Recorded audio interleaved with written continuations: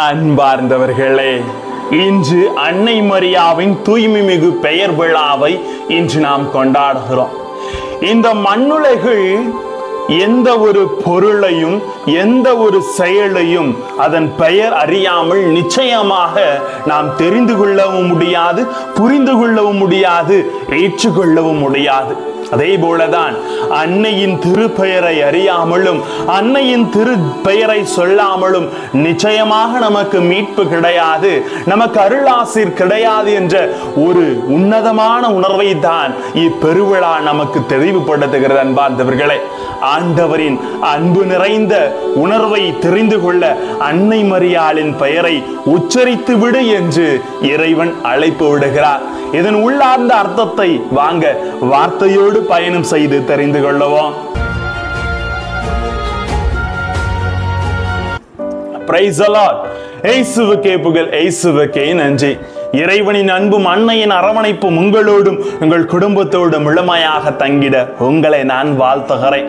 அன்பார்ந்தவர்களே, அன்னையின் திருப்பெயர் விழா எப்படி இந்த முழுமையாக கொண்டாடப்பட அழைப்பு விடப்பட்டது, திரு அவையிலே எப்படி இது வந்தது என்று நாம் சற்று சிந்தனை செய்து பார்க்கின்ற பொழுது, கிபி 17ஆம் நூற்றாண்டில் துருக்கியர்கள் ஆஸ்திரியா நாட்டின் மீது படையெடுத்தார்கள். அந்த போரில் ஆஸ்திரியா நாட்டு தலைநகர் வியன்னாவை விடுவிக்க வேண்டி அன்னையிடம் இந்த கிறிஸ்துவ மக்கள் முறையிடுகிறார்கள். அன்பார்ந்தவர்களே, இப்படி அவர்கள் அன்னையை நோக்கி ஜெபத்தை ஏறெடுத்த பொழுது 1683ஆம் ஆண்டு துருக்கியர்கள் தோல்வியை கண்டு வெற்றியை இம்மக்கள் பெற்றுக் கொள்ளுகிறார்கள். அன்பார்ந்தவர்களே, இதற்கு நன்றியாக திருத்தந்தை 11ஆம் இன்னசென்ட் மரியாவின் தூய்மை மிகு பெயர் என்று விழா எடுத்து கொண்டாடும்படி மக்களை அன்போடு அழைப்பு விடுக்கிறார். அன்றிலிருந்து இந்த விழா பிரம்மாண்டமாக கொண்டாடப்பட்டு வருகிறது. அன்பார்ந்தவர்களே, அன்னையின் அந்த பிறப்பு விழா முடிந்ததும் அன்னையின் திருப்பெயர் விழா கொண்டாடப்படுகிறது. இதற்கு 3 காரணங்கள் இருந்தன. அன்றைய காலத்திலே இந்த பெயர் விழா எதற்காக கொண்டாடப்பட்டது என்றால், மரியாவின் திருப்பெயரை மகிமைப்படுத்தவும் கிறிஸ்துவ மக்களின் குடும்ப விழாவாகவும் அன்று இது கொண்டாடப்பட்டது. மேலும் இது ஒரு நன்றியின் விழா, வெற்றியின் விழாவாக கொண்டாடப்பட்டது. அன்பார்ந்தவர்களே, மரியா என்ற பெயரும் ஏதோ தற்செயலாக அவளுக்கு சூட்டப்படவில்லை, இறைவனின் திட்டப்படி அளிக்கப்பட்டதாகும். மரியா என்றால் நண்பர் என்றும் முதல்வி, தலைவி என்றும் வழிபாட்டில் விளக்கம் பெறுவதை நாம் தெரிந்து கொள்ளுகிறோம். அன்பார்ந்தவர்களே, மரியா கடவுளின் தாய் மட்டுமல்ல, கிறிஸ்துவர்களின் அன்னையும் தாயுமானவராக அனைவரின் தாயாக அவள் இருக்கின்றார். லூக்கா 1:27 நற்செய்தியாளர் கூறுவது போல கன்னிகையின் பெயர் மரியா ஆகும் என்று அவர் சொல்லுகிறார். இந்த பெயரை மொழிபெயர்த்தோம் என்றால் இதற்கு அலைகளின் ஒளிமீன் என்று பொருள்படுகிறது. அன்னை மரியாளை விண்மீனோடு ஒப்பிடுவது மிகவும் பொருந்தும். ஏனெனில் ஒரு விண்மீன் தனது ஒளியால் அதன் ஒளி குன்றாமல் பிரகாசிப்பது போல கன்னிமரியாவும் ஒரு மகனை பெற்றெடுத்தும் தனது கன்னிமையில் எல்லளவும் குறையின்றி அவள் வாழ்ந்திருக்கின்றார். ஒளியை கொடுப்பதால் தனது பிரகாசத்தில் விண்மீன் குறைவுபடுவதில்லை.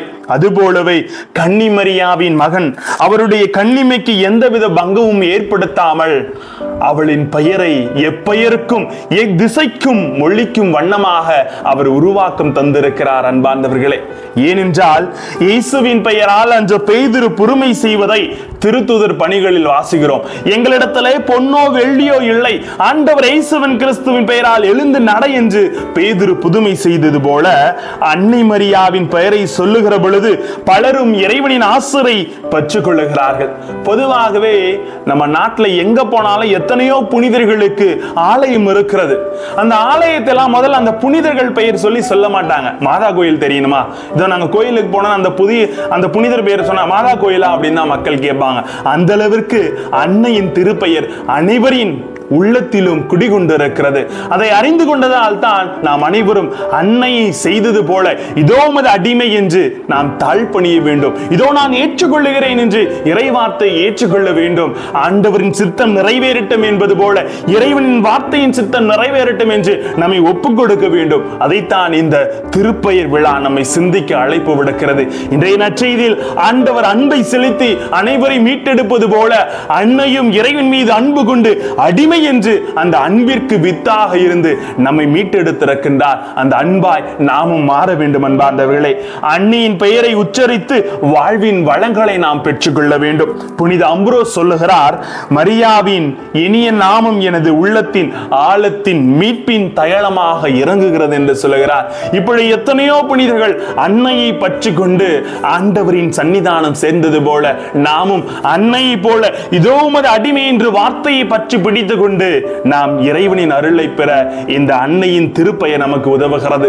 திருஜெபமாலையிலே 2 முறை அன்னை மரியா மரியா என்று உச்சரித்து அந்த மரியா நம்மை முழுமையாக வழிநடத்துகிறாள் என்று நம்மை ஆசீர்வாதப்படுத்துவது போல நாமும் அன்னையின் திருப்பெயரை உச்சரித்து வாழ்வின் அர்த்தத்தை அறிந்து ஆசிரை பெறுவோம். ஜெபிப்போமா. அன்பு இறைவா, உமது அன்னை ஆண்டவரே இதோ உமது அடிமை என்று வார்த்தைக்கு கீழ்ப்படிந்து உமது சித்தப்படி அவள் செய்தது போல நாங்களும் இதோ அவர் சொல்வது போல செய்யுங்கள் என்று அவள் எங்களுக்கு கற்பித்திருக்கின்றார். நாங்களும் அது வார்த்தைக்கேற்ற வாழ்வு வாழ்ந்திட எங்களோடு தங்கும் ஆண்டவரே. Praise the Lord.